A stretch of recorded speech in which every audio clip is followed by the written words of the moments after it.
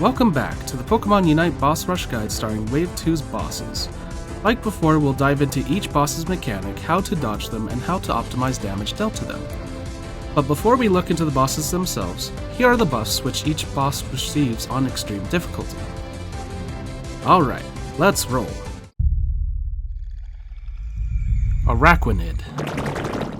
This boss deals a decent amount of basic physical damage to the player tanking Araquanid, but its moves pack quite a punch if not handled correctly. Its first move is Sticky Web. Araquanid will mark a random target and fire a web that will splatter onto the ground and make things tricky to move around if they are all over the place. They will not only slow you down if you move through them, but they will also deal damage over time while you are in them. If there are a lot of webs placed around the area close to the boss and the defender, have the defender move the boss out as needed to free up the area for your group to move around more freely. If you have ranged damage, have them spread around as well, and even move out a bit if needed to place the webs far and away from everyone. With your group spread around the boss, this will also help with its next move, Hydro Pump. This boss will focus a random target and mark a narrow path towards them and then immediately fire a continuous torrent of water for a decent amount of time. Immediately stray from it as it will very much kill you the longer you stand in it. Like with Sticky Web, you will want your group spread around the boss away from each other to avoid heavy group damage if it targets more than one person in its narrow line of attack. Call for Family. Araquanid will summon dozens of duplicators to the fight and will focus closest targets, dealing more damage the more that are focused onto you. Pokemon with AoE attacks like Gardevoir's Psyshock or Trevenant's Woodhammer need to focus them and quickly squash those pests. If you yourself don't do AoE damage and there are some duplicators following you, keep moving so they don't kill you over time while going to your defender and group members with AoE damage. Hopefully they can help you wipe them out effectively. If not, you'll have to squash them one by one, which could take a while. Registeel.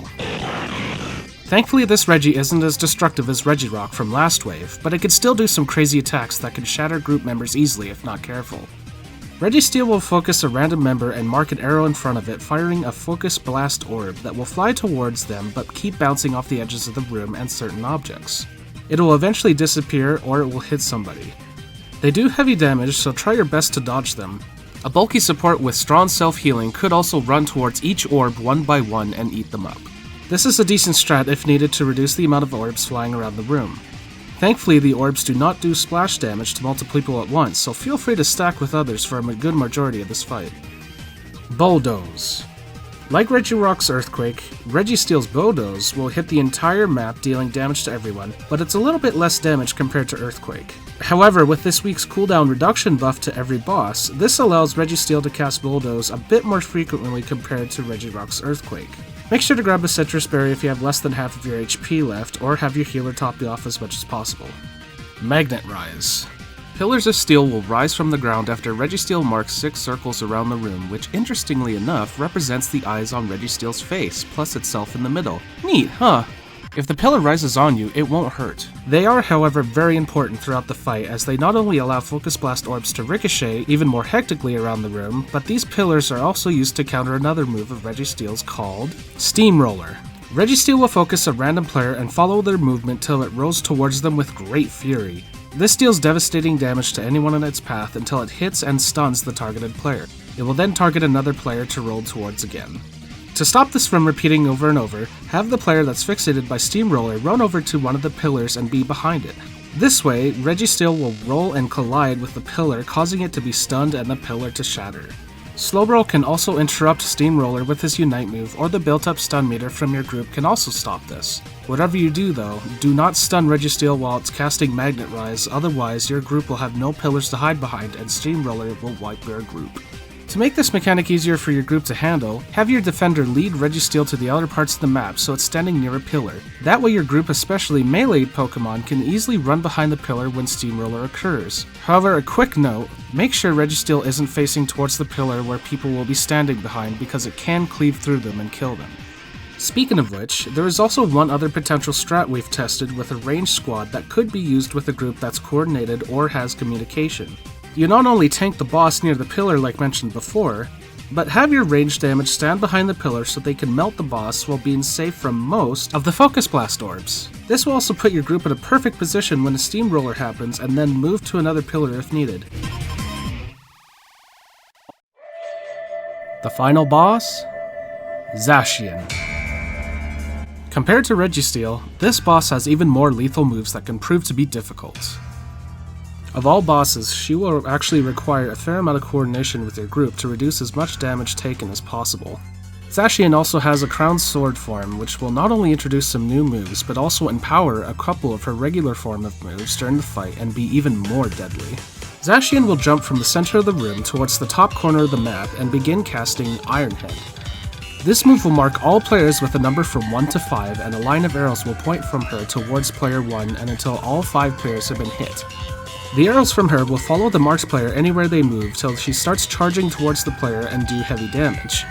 Players caught in her line of sight between her and the marked player will also be hit by Ironhead. Either strafe away from the group quickly, or if you're well enough away from the group already, stand still so your group can move away from the arrows. Also try to shorten your line of arrows by walking directly towards Zacian so she doesn't have to go leaping all across the map and reducing your group's damage against her. Zacian will then leap back to the center of the map and use Psycho Cut. Her regular form will throw out 2 sets of 3 Psycho Cut blades that will cover 2 portions of the map like a 90-degree angle. These blades will stay at the outer edges of the map for a considerable amount of time and then return back to her. Anyone caught in their pathing throughout will of course take heavy damage. While we are still on Psycho Cut, we also need to talk about Metal Claw, which will usually follow after Psycho Cut. While the 2 portions of the map are covered by Psycho Cut, Zacian will then choose another angle of the map and charge up a large red indicator and do fatal damage. The best way to dodge both of these attacks is to be close to Zacian, which will allow you to quickly adjust to whichever angle is clear of potential damage. Another way is to be in between the 2 Psycho Cut edges at the diagonal parts of the map, as the blades will not hit you there, but it is pretty thin and not really recommended. This is mostly just in case if you happen to be on the other part of the map. Once Zacian reaches around 69% or lower, Phase 2 will begin as she becomes untargetable and then transform into her crowned sword form. Immediately, she will then leap over to any of the 4 corners of the room and begin casting Behemoth Blade. This is her ultimate move that will absolutely annihilate or one-shot anyone who is unprotected. To counter this, one of your group members needs to pick up the Aeos shield in the center of the room and then turn it and aim it towards Zacian. This shield replaces your battle item temporarily, and you need to try your best to press your battle item button as soon as she starts swinging her sword, or at 0.5 to 0.3 seconds left of her cast bar. If you time it, congrats! You will have blocked all of Behemoth Blade's damage to you and your group as long as everyone is stacked behind you. If you can't time it, just aiming the shield towards her and covering your group will reduce Behemoth Blade's damage, but it will still hurt a lot overall. And just like Ancient Power, you can also interrupt and lock out Behemoth Blade with Slow Bros Unite or when the stun meter is filled during the cast. This is an optimal way to get some massive damage against her, as the Behemoth Blade attack cuts down damage uptime significantly. After that potentially catastrophic move, she will then usually leap to a corner of the map again and use Sacred Sword. This move is similar to Ironhead from before, but with one major difference. Not only does she charge and hit you, she will also mark a frontal cone in front of her and slice anyone in it for an insane amount of damage, if not pretty much one-shotting you. Position yourself away from everybody, or better yet, towards a wall to minimize the cone of her attack. This version of Psycho Cut only has her throw 1 set of blades at a time, but she will cover all 4 sections of the map from either north, south, east, or west. And like before, she will usually cast Metal Claw, but this time covering any direction she chooses.